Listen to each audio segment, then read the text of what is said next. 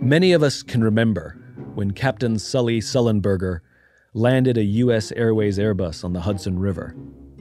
How would you react if you were on the plane that day? Ric Elias, who's a super successful venture capitalist, was on that plane. I wanted to talk to him to understand the lessons he learned from a near-death experience and how it transformed him. This is a bit of optimism.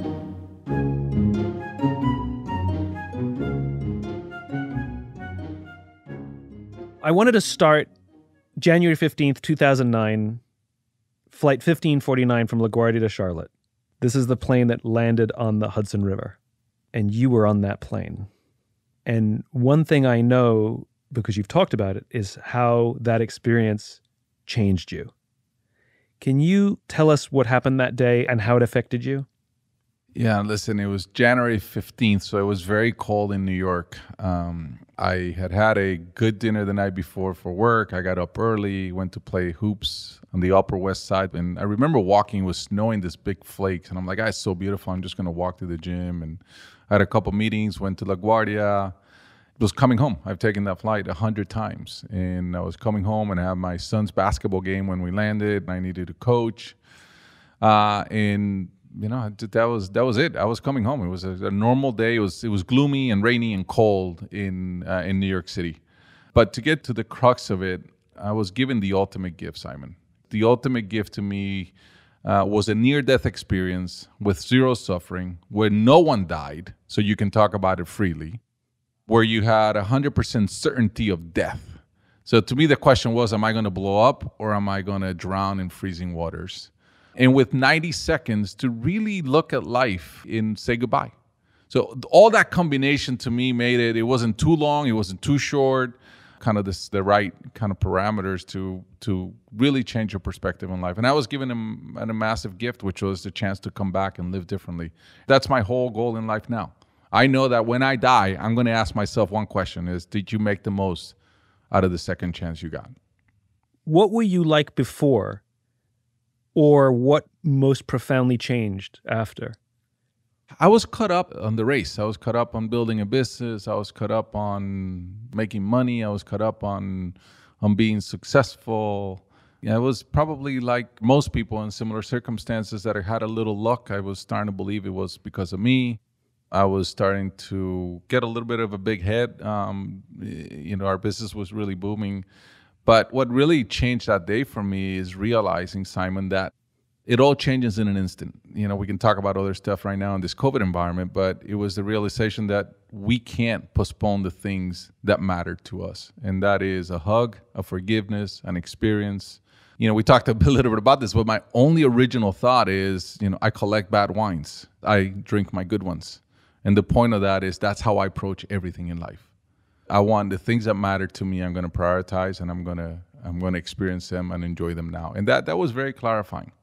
The reason I like hearing the story, and the reason I think it's important to share the story, is because most people won't have this kind of near-death experience themselves. And if they do, as you said, 100% of the people survived. There was no pain. It was the best kind of near-death experience you can have. But the reason I think it's important to share these, I think it reminds the rest of us. I had an experience when I went with the Air Force to Afghanistan where I was only supposed to be there for 24 hours. And the plane that we were supposed to come home on, we couldn't get on it because they needed the space for wounded warriors to bring them home, which is a good reason to get bumped off an aircraft. It's the best one I've heard. We couldn't get on another plane, and we were going to be stuck there for at least 4 days. And I didn't tell my family that I was going to be in Afghanistan, and now they won't hear from me. Wow. Plus, when we landed, 10 minutes after we landed, the base came on a rocket attack. I've never been in a war zone before, and 3 rockets hit 100 yards off our nose. And so this intense paranoia came over me that I was going to die in Afghanistan because I just didn't know. That's how my parents would find out I was there. And I remember the intensity of those feelings and the panic and the becoming someone I'm not and sort of the way I talk to people wasn't me, like, you get me on that plane is the way I talk. I'm like, I don't talk to people that way. But I have one intense memory. I remember being self-aware enough to say to myself, you better remember these feelings. Yeah. You better remember this. And have you been successful? I have. And one of the ways I've been successful is I've told the story many times, and I tell it more for myself than I do for others. And I'm able to go back to that time and find those feelings again because I put a bookmark. Long story short, we did get on another plane home that day, and it was an unscheduled flight where we brought home a fallen soldier, where I flew for 9.5 hours in the back of a cargo plane with a flag-draped casket. And it changed me. Wow. I think one of the things that you and I have both done is we've taken these experiences, and yes, we've internalized them, and yes, we've been able to live differently because of these experiences. One of the things I love talking to you about is you're very happy to share everything you know. You're not possessive with the lessons you've learned. And this is a dog-eat-dog world. Every little lesson, every piece of information you have, it's considered advantage. One of the things I find inspiring about you is you're so generous with what you've learned. First of all, is thank you. And second of all, I kind of joke, I'm like the Forrest Gump of CEOs. So I've never thought I would be in this position.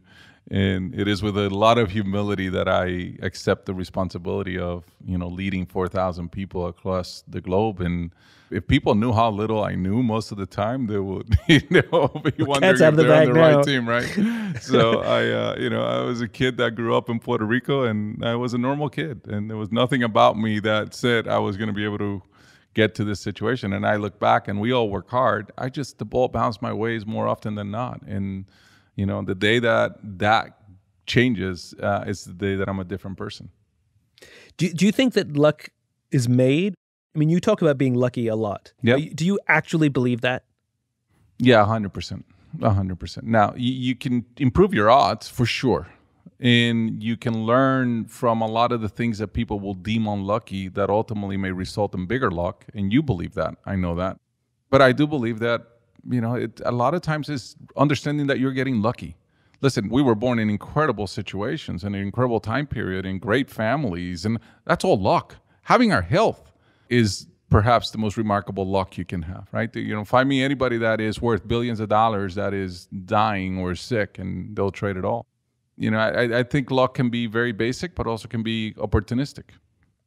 I struggle with the concept of luck, and I consider myself lucky, and I semi-joke that my biggest fear is that my luck will run out. Yeah. And I look at my own career, and people are like, you did this, and I was like, no, I was lucky there. I was lucky there, and the timing was really in my favor there. It's like my TED Talk when it went viral in 2009. I mean, it happened at a time where there weren't that many TEDx talks. Yeah. And so there's no way it would stand out now. It just wouldn't happen. There's just too much. I got lucky. There's no other way to describe it. But very recently, I've started becoming uncomfortable with the term lucky. And it came from listening to people when I would watch interviews on television or something with people who were born, especially people who were born into extreme wealth. And they had this humility where they wanted to sort of downplay their position because they knew they didn't earn it. And they would say to the interviewer, I'm very, very lucky. And I realized it was almost demeaning to call it lucky, like the rest of us are unlucky. Yeah. And I realized the things that I would say, that it's like I was lucky because I'm trying to sort of be humble about that I don't deserve this. But I realized it doesn't sound nice. And so I realized it was an insecurity. And so what I started doing is calling it gratitude. Instead of saying I'm lucky that this happened, I'm saying I'm grateful. I'm so grateful that I was able to give that first TED Talk at a time where there weren't that many TED Talks.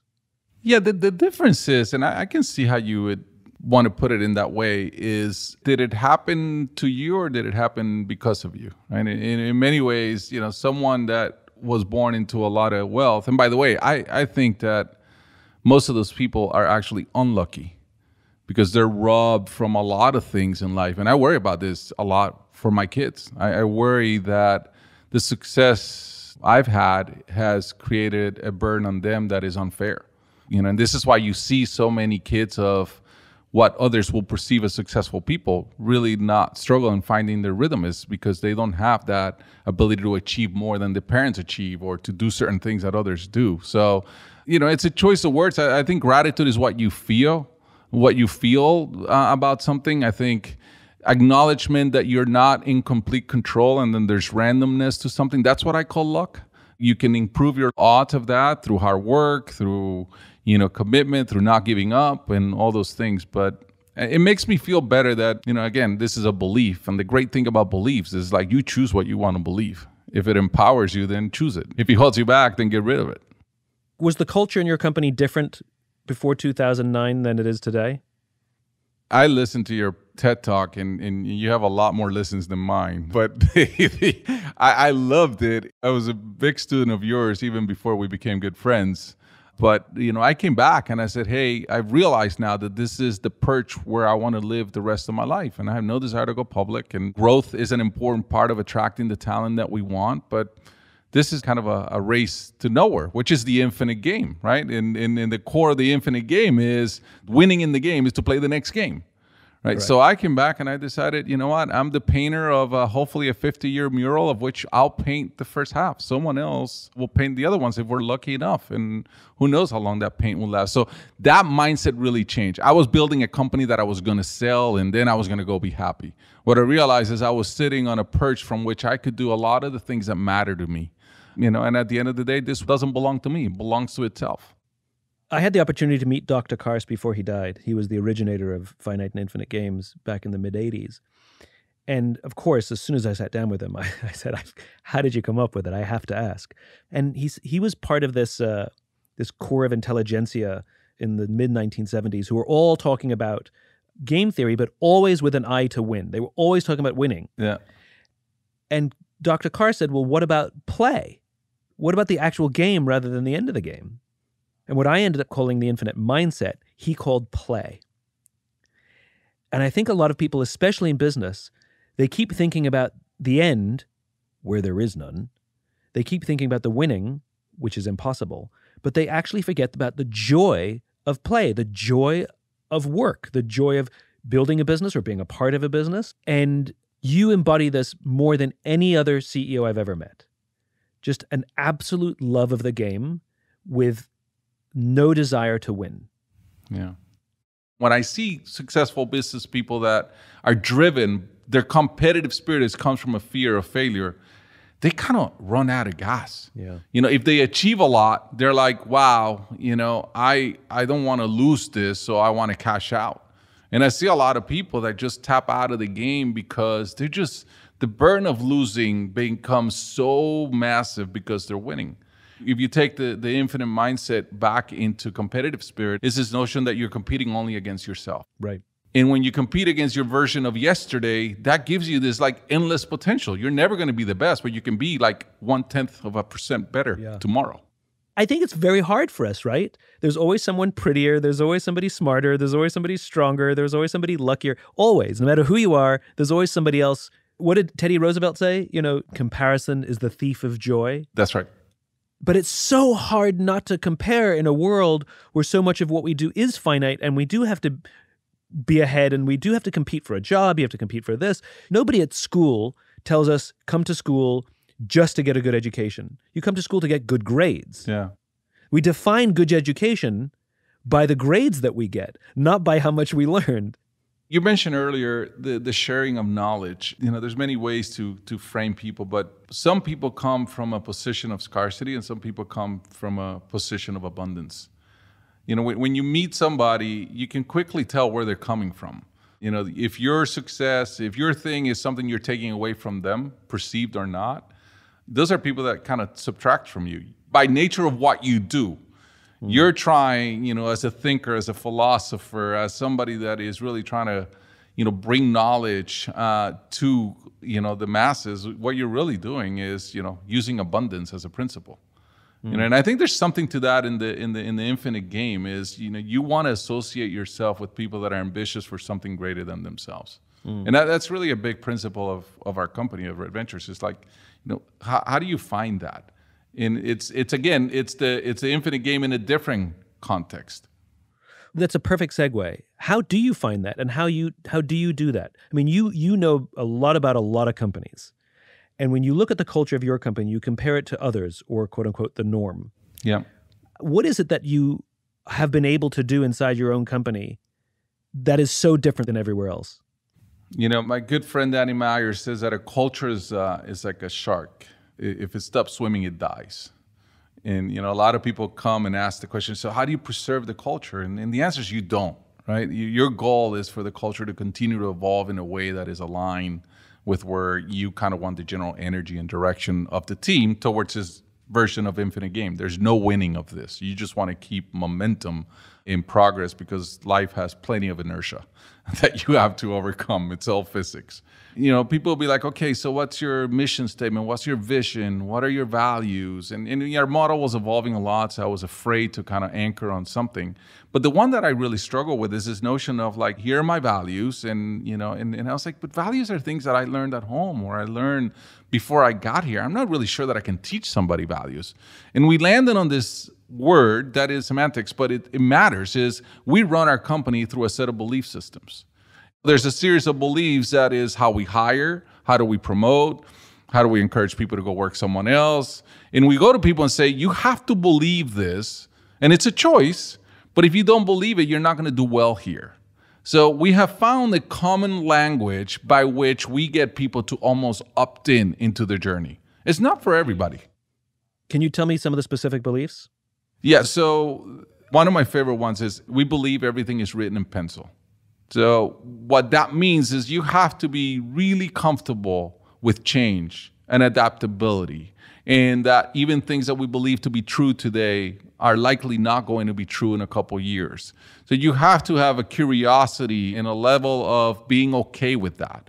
So then what we do is we do lots of things that will make you get comfortable with that. We'll change your desk every 9 to 12 months. We'll move teams around. We don't have a lot of big groups doing things. Everybody's volunteering to other things. So everybody's flexing different muscles. So it's not just what you say, it's how do you kind of, you know, structure your organization to do certain things.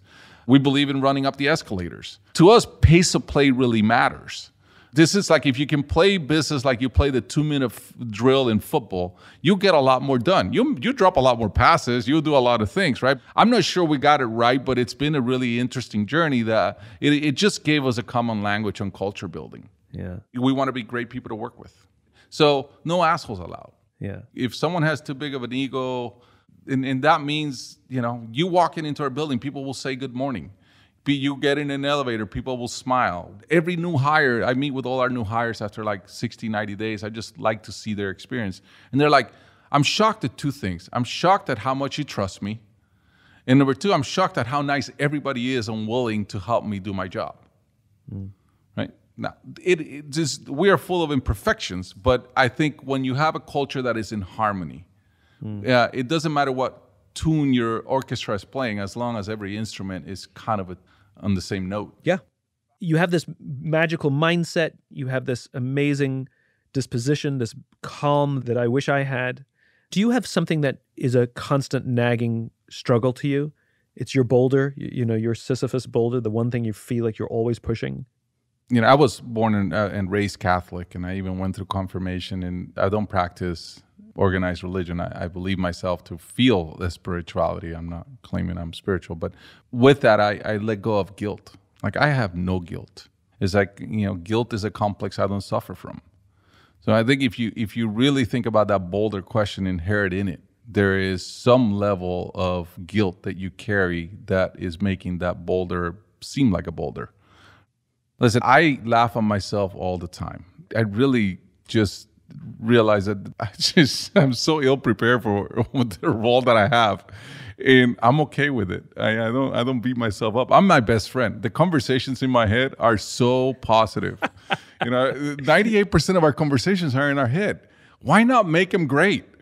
Like, and I'm like, wow, you were really bad there, dude. Or like, oh, wow, you got lucky. Look what happened. Like, this is what it's in my head all the time. So I've been thinking a lot about Friday nights. I'm going to see my parents, right? And until a week ago, I will go and kiss my mom. And what Alzheimer's dementia patient has is the ability to still give you a kiss.